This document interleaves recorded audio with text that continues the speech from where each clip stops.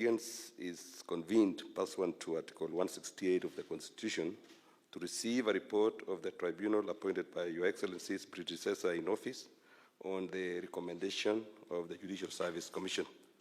The tribunal was appointed through Gazette Notice number 5540 of 18th May 2022.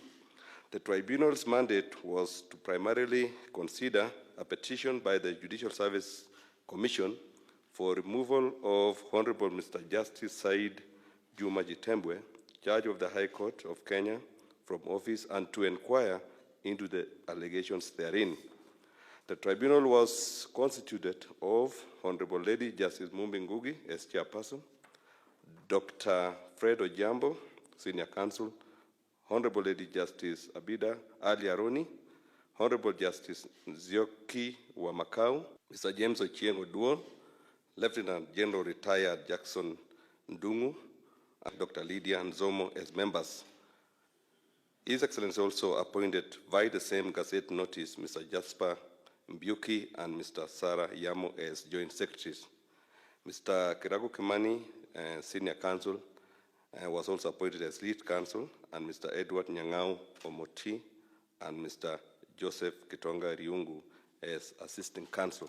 In discharge of its functions, the tribunal was required to prepare and submit a report and its recommendations thereon expeditiously and exercise all the powers conferred upon it by law for the proper execution of its mandate. Your Excellency, the tribunal, having discharged its high mandate, permit me, Your Excellency, to invite the chairperson of the tribunal, the Honorable Lady Justice Mumbi, to highlight the findings of the tribunal and thereafter present the report of the tribunal to Your Excellency, the President. Lady Justice Mumbi Ngugi. Karibu. The tribunal has carried out and completed its inquiry into the allegations against Honorable Mr. Justice Said Juma Chitembwe, as outlined in the petition to His Excellency, the former President. Having considered the allegations as framed in the list of allegations and summary of evidence dated 28 June 2022, in light of the totality of the evidence standard, the Constitution and applicable law, the tribunal makes the following findings.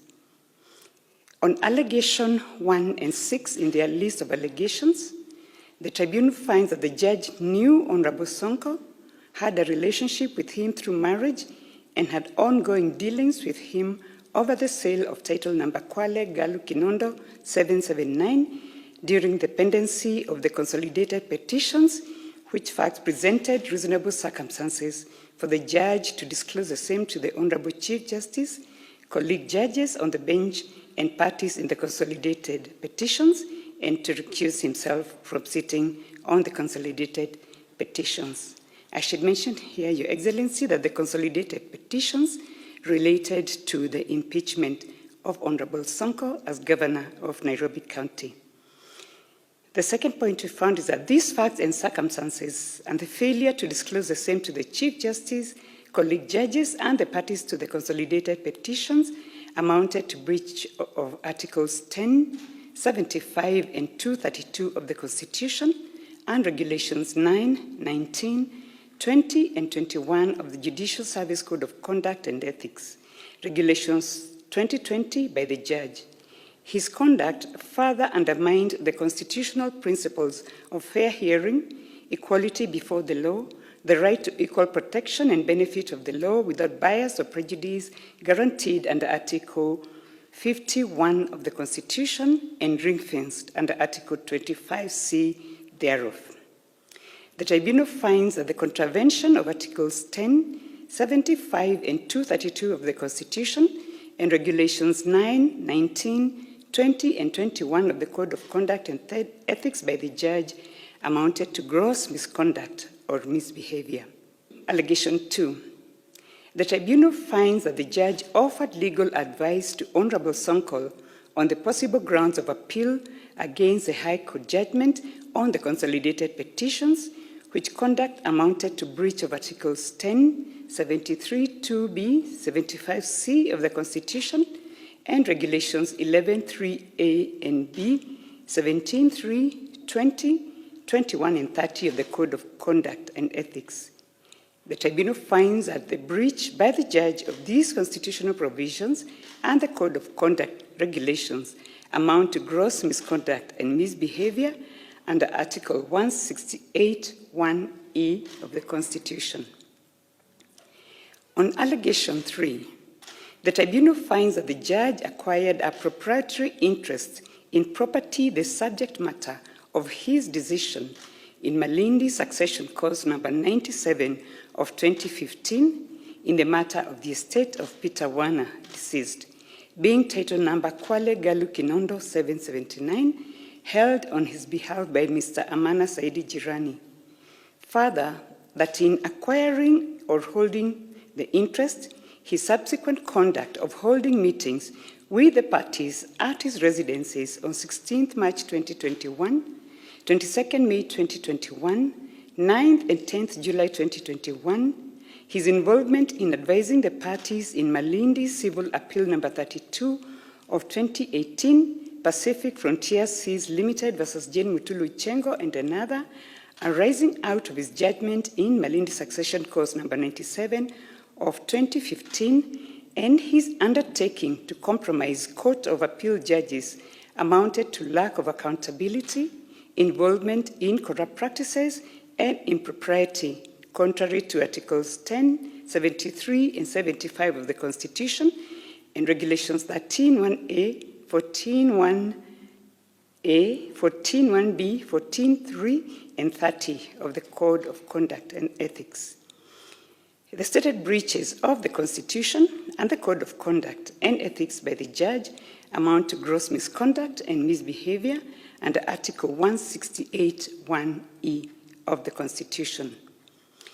On allegation 4 and 5, the tribunal finds that the actions of the judge in advising parties on the withdrawal of Malindi Civil Appeal number 32 of 2018 and advising on the probable points of appeal from the consolidated petitions, matters in which he had presided amounted to subversion of justice, lack of professionalism and conduct unbecoming of a judge, contrary to Article 73, 75C of the Constitution, and Regulations 15, 16A and B, and C, 17.3, and 18 of the Code of Conduct and Ethics. The above stated breaches of the Constitution and the Code of Conduct and Ethics by the judge amount to gross misconduct and misbehavior under Article 168(1)(e) of the Constitution.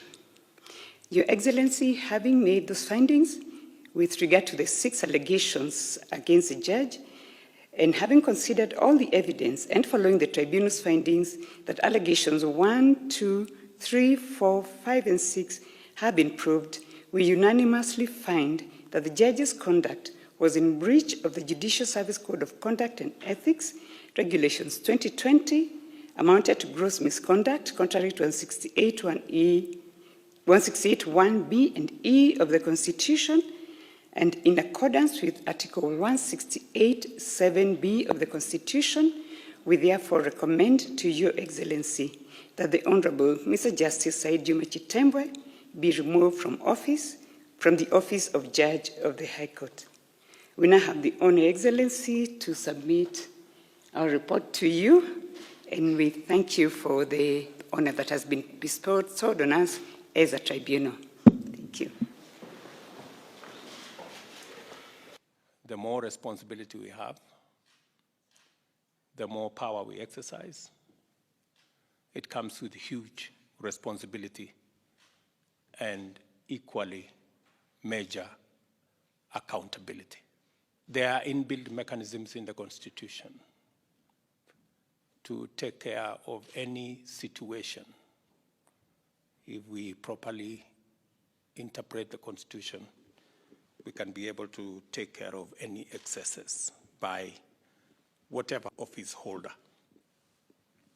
And therefore, for us to be a country built on the firm foundation of the rule of law, we must always keep to that narrow path of the rule of law and avoid extra-constitutional, extra-legal means of dealing with one another. It points clearly and squarely that if any arm of government, including the hallowed judiciary, go beyond the law, go beyond the Constitution, there is a mechanism for necessary corrective measures that can be done. It is therefore absolutely not necessary to lynch any public officer in the court of public opinion or in any other place. If we have issues with anybody in whatever office, we just need to follow the law, we just need to stick to the Constitution, and we can sort out whatever issues that we have with whatever public officer that we believe is not acting in accordance with the mandate or the Constitution or the law, for that matter. So again, this is yet another step as a country that we are building on the firm foundation of the rule of law, sticking to the dictates of what our Constitution and the law provides in dealing with whatever issues that arise in our society. And again, let me congratulate the tribunal for discharging this heavy responsibility in a timely manner. And your presentation of this report, I think, brings to the end your responsibility. And myself and others will take it up from there and also discharge our responsibility accordingly. So again, congratulations to all of you. Thank you very much for the service you have provided to the country, discharging your constitutional and legal mandate over this matter. I will subsequently do my part as instructed by you. This is a matter that I do not have any other recourse. And I don't believe that if a matter like this comes to my office and I have no choice but to do what the law says, that does not make me any less. I think it's just the way things are supposed to be. I think there is an argument always as to whether the president can be presented with a fait accompli. And I think there are occasions that that's the case. And I think this is one of them. I will not try to do anything other than what the Constitution expects of me. So, and I think that's how we should look at things as a country and as a society. So again, to all of you, asanteni sana, nawatakia heri in your other assignments, and I hope to work with you going into the future on other matters. Asanteni sana.